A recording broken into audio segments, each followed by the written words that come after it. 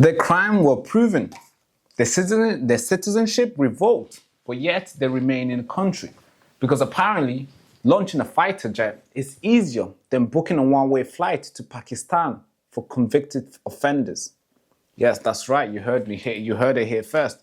Britain is locked in a bureaucratic staring test with Pakistan. One side is revoking citizenship, booking a flight, but the other side is folding its diplomatic arms and saying, hey, Britain, these are not our passengers. That's what Pakistan is saying. At the center of all this, there's two pairs names that's been stamped in the UK collective memory of shame.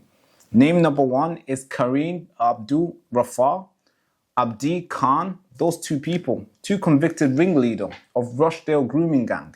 Their crime, raping, exploiting vulnerable young children. Yes, and the sentences, 6 years and 8 years. Shame, right? Both men had the British citizenship revoked years ago. Deportation was signed years ago. But there was only one little tiny problem. Pakistan refused to accept them.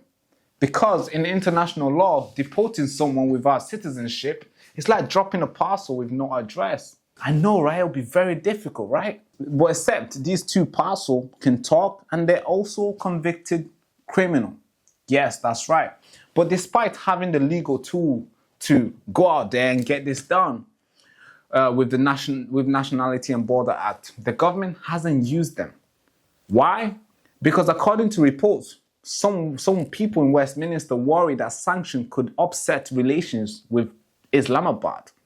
I know, right? So let me just quickly translate it. What they're saying is they're happy to have convicted rapists in Britain than to risk a diplomatic turbulence with Pakistan. Wow. For survivor, it's more than just a policy. It is pain. These girls were portrayed not just by these men who preyed on them, but by the institution who claimed to protect them.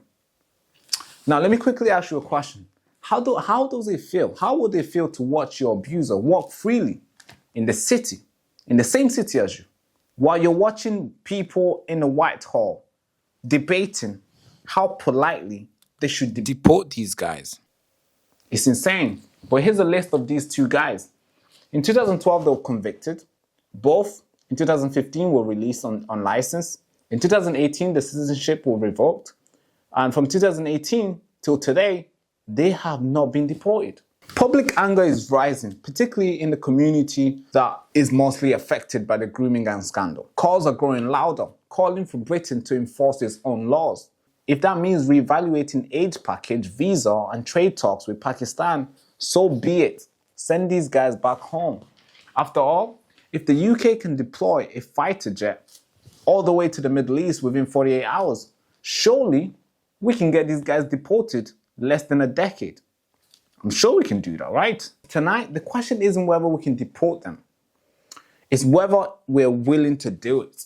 That's the question we have to focus on. Because right now, what we are exporting successfully is the ability to not make the right decision when it comes to protecting our children.